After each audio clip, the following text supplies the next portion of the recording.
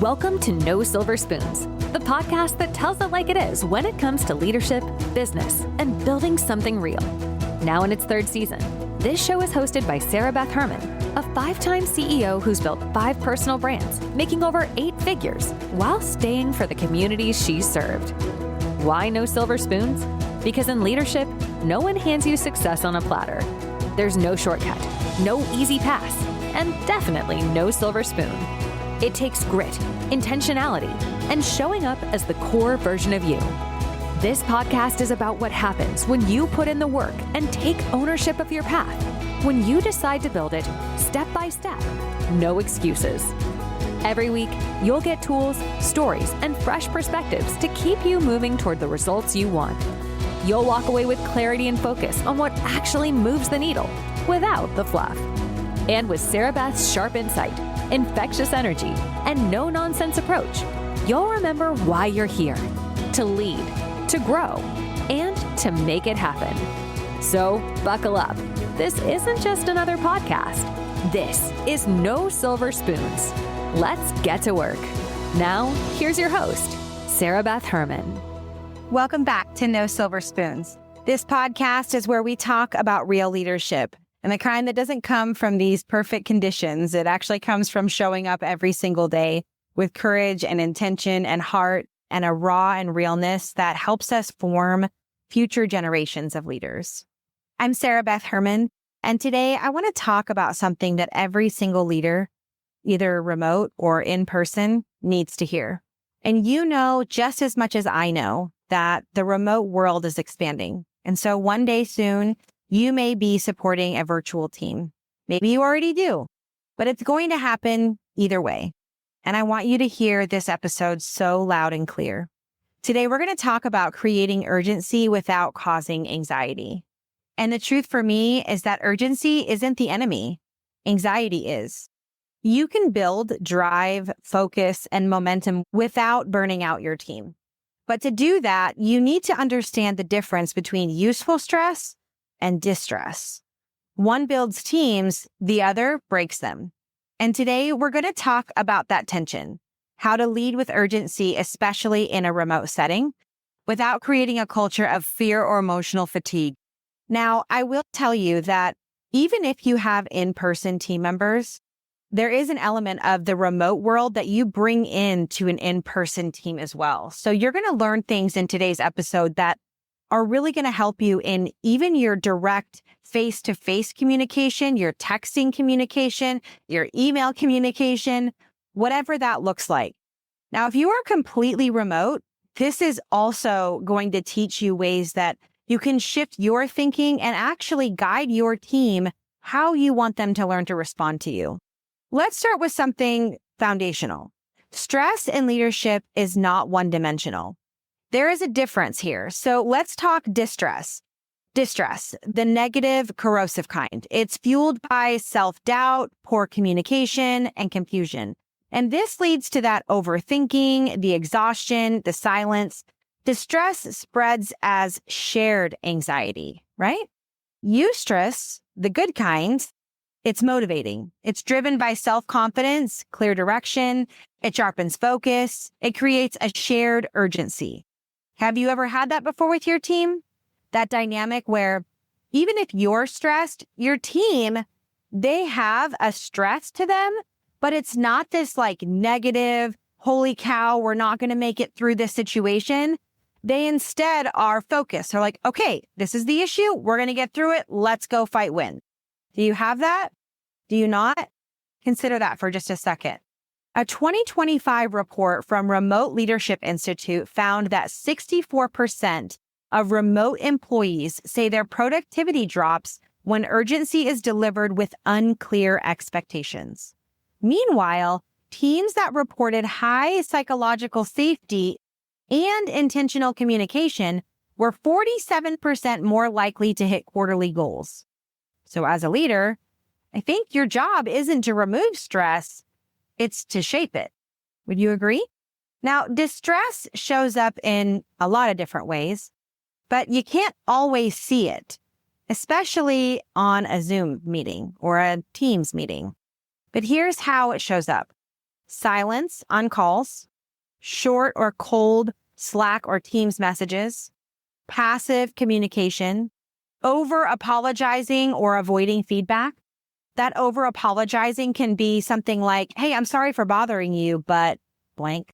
Or I'm sorry to interrupt you. I know you're super busy, but blank. Team members freezing instead of moving forward. I've got a story for you. Not long ago, we were in a rough season of dentistry support. Now, our business is constantly evolving, constantly growing. I have massive goals for us. And in order to stay on that trajectory, we have factored in what our average pattern of loss in clients is, what our average pattern of growth is in clients, and we factor in the losses with the gains so we know what trajectory we need to be on every single month.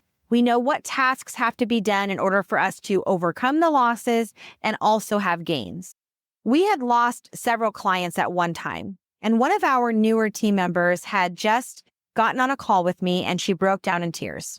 She was completely overwhelmed because she was new in her position, not new to the company, but she felt the pressure. And she felt the pressure in a way that it was like, hey, I'm new in this position, but I'm failing the company because we're losing clients. What she didn't know in that call with me is that I'm not mad that we lose a client. It's not an emotional thing for me.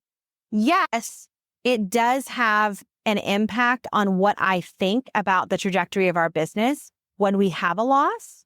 But I always look at a loss as an opportunity. Like if we've had a really rough week at work, I consider that a success because I've learned things I didn't know about my company. And I can't possibly know everything about my company. No matter how type A I might be, no matter what my team says to me or what they don't say to me, I can't know everything. I can't be in everything all at once.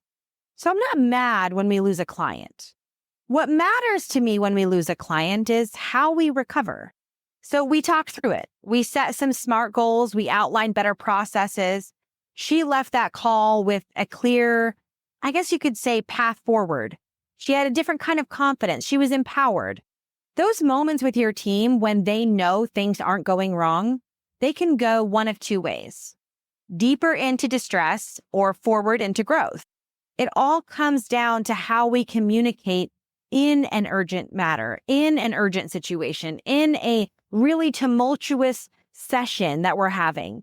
How are we talking to people? How do we communicate what's going on? Is your team worried that they're making you angry?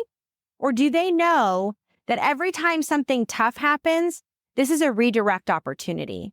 Now, I'm not saying I don't get mad at work. I don't get frustrated at work. That's inhuman to try to say that I'm something I'm not. But what I am telling you is that every time something hard happens, it doesn't mean we have to go cry in the back. What it means is we have to learn to look at our situation as a whole and figure out how to teach our teams to see it as an opportunity to redirect, to recover, to change future outcomes because we spent time today addressing our issues. So here's how I want you to learn to cultivate urgency without breaking trust. Take notes if you can. If not, pause here, grab a notebook, and then take notes. Or listen to the whole thing and then listen to it one more time. The first thing I want you to hear is tone is everything. In remote work, tone is your body language. People will mirror your emotional energy. If you are frantic, if you are passive aggressive, your team is internalizing it. This goes for your home too. I know this podcast is all about business, but much of what you learn here can be applied in your home, to your friends, to your family. So a little pro tip from me, use warm, confident voices when you're giving direction. You can be urgent and calm at the same time. Number 2, give context before direction. This is one of my absolute favorite approaches. Now, sometimes people will tell me it takes too long to say all the things you wanted to say, and I'm direct and to the point. That's great. I love that you're direct and to the point. But being direct also means that you know how to set expectations. If you jump out the gate and you're a direct person, but that person you're coaching doesn't receive direct feedback well, you need to learn to modify your approach. So instead of saying something like, This needs to be done ASAP. I like to start with something like, here's why what we're going to talk about matters. We are closing the loop for a client who has trusted us for the last 6 months. And I know you're the right person to handle it. We need to revamp the SOPs for this client in order to make this all work the way it needs to work. I'm going to give you a set of instructions, and I'm going to need that completed by Friday at 3 p.m. The client is expecting this on Monday morning, but I'd like to have the weekend to review this and to make sure it's all good to go. Are you good with that? The context of what I just said, it actually fuels confidence. It doesn't fuel panic. The person has been built up. I've explained to them what we're trying to accomplish, what I'm going to need them to do. I've given them a time-bound deadline. Hey, I need to send by here because of this. I'm not just telling them part of the information and gatekeeping something in the event that I might give them too much information. Number 3, acknowledge the weight. Acknowledge the weight. Acknowledge the weight. I'm saying it 3 times on purpose. You can say, I know this is a heavy lift, or this week might feel intense. When you acknowledge pressure, it creates a partnership with other people that you work with every single day. Number 4, schedule listening windows. So not just update meetings, listening time. This is open space for people to ask questions, to vent, or to clarify expectations. This is where distress gets converted into eustress. Number 5, train active listening company-wide. Make it part of your culture. Teach your team to paraphrase instructions, to summarize next steps, to clarify before taking action. This reduces that ambiguity that is often the source of stress in remote work. At Dentistry Support, my largest brand, we have evolved in how we communicate. Meetings are pretty rare for us, and that's intentional. But when we do meet, it matters. We use internal podcast episodes for training, typed memos with bulleted expectations, chats that are for internal purposes only. We have separated out the kind of chats we have. We have ticketing systems to solve problems. We have video updates that have clarity in them, a little bit of warmth added.